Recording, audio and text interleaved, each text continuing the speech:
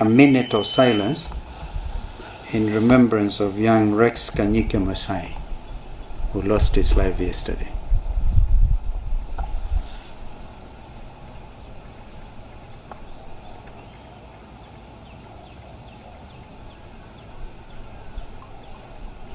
Thank you. Our statement today is on police killing of 19-year-old Rex Kanyike Masai. Our solidarity with GenZ and rejection of Kenya Kwanza's Finance Bill 2024. Thank you, members of the media, for honoring our invitation. Early this morning, we received the dreaded phone call informing us that Kenyan police had shot and killed 19-year-old Rex Kanyike Masai for exercising his constitutional right under Article 37 of our Constitution. It provides the right to peaceably and unarmed assemble, demonstrate, and picket. In a strongly worded statement, the African Union also reminded the Kenyan government that the right to peaceably protest is enshrined under Article 11 of the African Charter and must be respected. Rex, along with hundreds of thousands of other members of Generation Z, had assembled in Nairobi streets. He braved the cold front to hold up a placard and join in a protest song against the Kenya Kwanza regime. Rex, like all his comrades, was peaceful, unarmed, and non-violent, but he was senselessly gunned down by a police bullet. This is a tragic event with far-reaching consequences. Our coalition is extremely disturbed by Rex's fatal shooting. We have far too many memories of these tragedies, and our thoughts and prayers are with his family, with his friends, and the community that has suffered such a terrible loss. We stand with Rex, his family, and his comrades. We pledge to offer all our help required in seeking answers and justice. We demand that these perpetrators of police brutality be arrested and charged with murder before a court of law. Fellow Kenyans, it is evident that there is a big problem with our security officers, as these tragic shootings are not isolated events. Not long ago, when Kenyans marched for Maandamano, 75 people were killed because certain police officers opted to fire live bullets into peaceful crowds. This is a return of a police force instead of a police service, contrary to our Constitution. Despite the publicly recorded crimes, the murders of the 75 victims are yet to be investigated and the perpetrators brought to justice. We have not forgotten, and we will never forget. As Azimio, and on behalf of the people, we demand that Inspector General Japheth Koome and Nairobi Regional Commander Mr. Adamson Bunge immediately tender their resignations for failing to protect the peaceful demonstrators. We also demand that the Director of Public Prosecution bring charges against Koome, Bunge, and their rogue officers for the murders of Rex and the 75. All Kenyans' lives matter, and our police service just know that one day you'll be held accountable for all their lives lost. We further demand that all protesters detained illegally by state security agencies be released immediately and unconditionally. Ladies and gentlemen, yesterday, June the 20th, 2024, 115 members of the National Assembly voted to reject the Finance Bill 2024. They stood in solidarity with the majority of Kenyans who have used all platforms available to categorically say no to the punitive and irredeemable bill. A number of them are here with us, and we congratulate you, Ashmiwa. And our coalition honors their contribution on the floor of the august House. It did not go unnoticed. You are indeed the patriots. Inexplicably, the other 204 MPs stood against the nation. They are the traitors and the exemplification of the biggest betrayal to Kenyans. Not cloud chasers, concerned with growing their TikTok numbers, as alleged by the Kenya Kwanza regime and its sympathizers. Their images have not been photoshopped or generated by AI. The Gen Z on the streets are your authentic constituents. Zakayo, your employers have said enough is enough. They want you to go home today and now, not on August 10, 2027. Fellow Kenyans, this is the Kenyan spring, courtesy Gen Z. We are witnessing an organic and tribeless collective gathering of our youth who are tired of KK's wealth of bottomless lies, corruption, and disdain. Hour by hour, their numbers grow. This is a significant turning point in the history of our nation, comparable to Sabasaba Day. We note the Kenya Gen Zs are issue-driven and non-violent. They demand transparency from authorities and institutions. Despite their young age, they are politically engaged and eager to participate in civic activities. We say, quote unquote, musilale bado mapambano. Ladies and gentlemen, the grounds for the recall of the 2004 and the impeachment of Zakayo have never been clearer and more pressing. As Azimio, we have started the process. Let us do it for Rex and the fallen 75, and all those Kenyans suffering because of this betrayal of public trust. Azimio stands in solidarity with Gen Z and all aggrieved Kenyans in pursuit of social and economic justice. We will continue agitating for these changes through Parliament, courts, and on the streets until Zakayo comes down. Gen Z is watching. Kenya is watching, and so is the world. God bless Kenya. The President and the over 200 members of Parliament has all been clear and also said that as Azimio, you have started the process.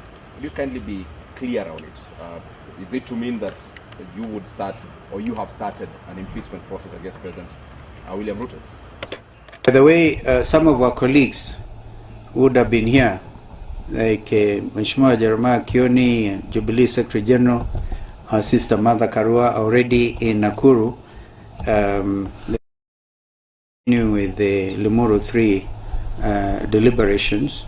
So they will be saying similar stuff. Edwin Sifuna, Mheshimiwa Sifuna was here before, and he has had to rush to the city mortuary to confirm this news about Rex. You will recall that during our last press conference, he actually said, as Secretary General of ODM, they had sent out letters to all their members. And we recognize some of the members of ODM, like member for, I think, Kibra, actually heeded that call and voted no. Langata, member for Langata, Mheshimiwa Jalango. Those others, and we have 3 in Wiper, we're obviously going to start that process ourselves. We have the case of member for Taveta, the county women rep for Kisii, and who is the third one? Dadaab, who is actually the deputy leader of my party. Yeah. So we... Sorry, sir. Mheshimiwa Eugene would like to add. And by the way, Mheshimiwa Paranya as well could add something. And we have the majority deputy leader, Honorable Member for Kadhiani, Mheshimiwa Robert Bui.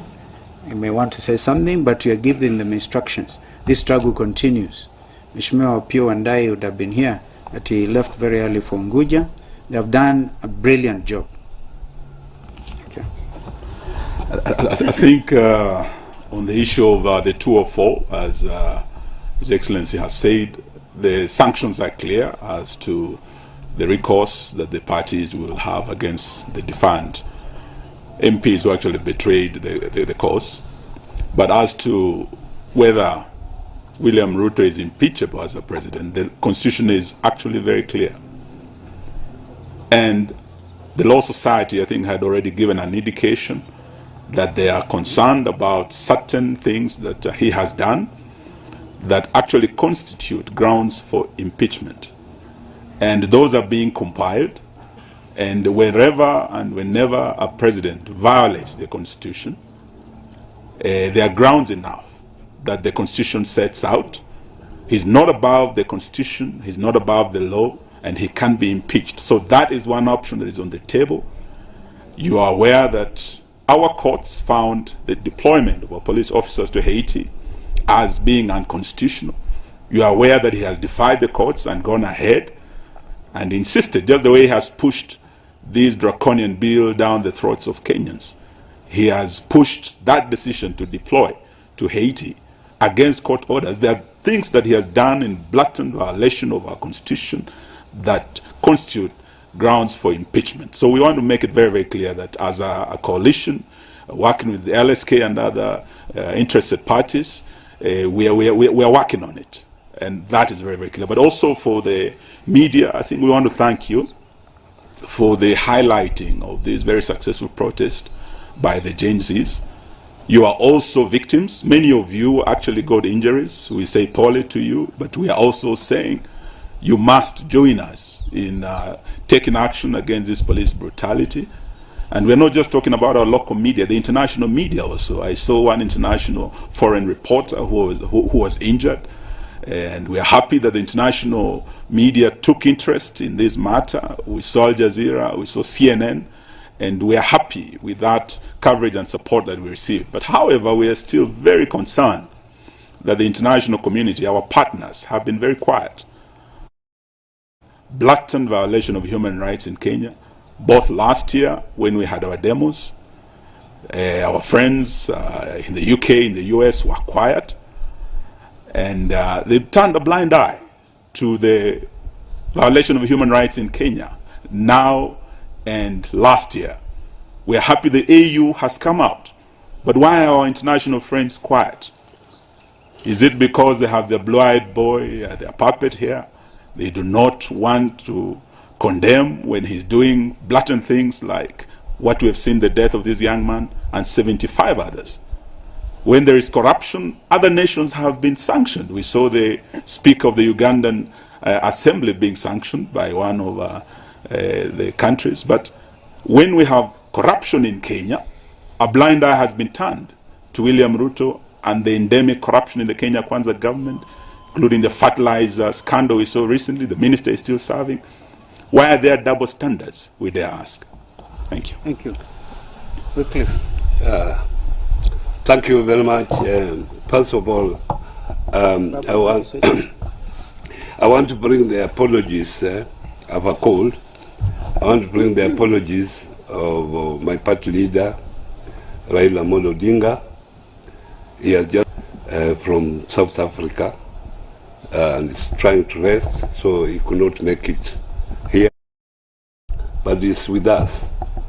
And I want also to take this opportunity to thank the 115 members of parliament, mainly from our coalition, who stood with the Kenyans to reject the finance bill 2024. I'm also saddened that some of our members decided to vote yes against their people's wishes. And as a coalition or as a party, we will take disciplinary measures against those particular members because, as you have been informed, our own Secretary General communicated with them what they were supposed to do, and unfortunately, they never did that. Some of them are using local politics about the finance bill. Finance bill affects all Kenyans, does not affect a particular local community. So we have to come together as Kenyans and make sure that Kenyans get the right thing that is supposed to help them prosper as Kenyans in the future. Thank you. Thank you. Babu, 1 minute. Robert Boy, you have anything? Today we are here and we are mourning the death of our hero, a young man called Rex, who was shot yesterday by a police officer. And I went earlier on to the city mortuary and I can confirm that Rex is no more. And I want to say that Rex's only crime was to fight for the rights of Kenyans. His only crime was to come out and ensure that he fights the draconian finance bill. The crime of only ensuring that the price of unga is not increased, the price of other goods, food stuff are not increased. And therefore may Rex's soul rest in peace. To the Inspector General of Police, we demand that you resign. Koome, we know that you are vicariously liable to the murder with malice aforethought of one Rex, and therefore you must resign, and the DPP must institute a criminal charge of murder against your person. To the police officer who murdered Rex, you must surrender yourself before Kenyans catch up with you, because if they get you on the streets, it will be something different. I want to state clearly to the police officers, your work is to keep law and order. Your work is not to kill Kenyans. We are many than you. Suppose we decide to destroy you, what do you think will happen? Will we have a nation? And lastly, to the 115 members of parliament who voted, congratulations for standing with Kenyans. You voted with Kenyans. To the 204 members, you voted with the oppressors. We know you are political dealers. You are not political leaders. We know you are leaders who have a mission but not a vision. A mission to destroy the future of this nation. A mission to ensure that the finance bill raises the cost of living in this nation, but not a vision to change the future of this nation for the best. Thank you. To Zakayo, I want to tell you that you are still on the tree. GenZs are cutting down the tree. Hiyo mti ndio itakatwa, jumekataa kushuka. Tupatane next week. Let there be demonstrations everywhere in the country, in every ward, in every constituency, in every sub-county, in every county, and across the nation. Let us proceed with the struggle. Thank you and God bless you. Sure. Excellency, for this opportunity so that we can correct two issues that I have noted. One is that, Excellencies, we noticed that there was a tendency of those 2 or 4 cronies of the Kenya Kwanza administration who are trying to imply that Gen Z are not knowledgeable enough to know what was contained in the finance bill. Maybe it is a high time you realize that these are young people that have just finished university and have no jobs because this administration has not created a conducive environment for employment. So that's the first thing we need to clarify. The second one is that the Kenya Kwanza team in the House kept implying that there is something good they have done to Kenyans. Every time they spoke, they implied that they have removed VAT on bread. They kept saying they have removed motor vehicle tax. The reality is there was no VAT on bread, there was no motor vehicle tax. Those were ideas in their brains. So they cannot be telling us that they have removed something that was not already in law. What they did is that they actually created new laws that are going to be punitive to Kenyans, and we are saying that the fight continues because we are going to the committee of the whole house on Tuesday, and we'll keep fighting for Kenyans. Aluta continua. Thank you. Well done. Sasa. Thank you.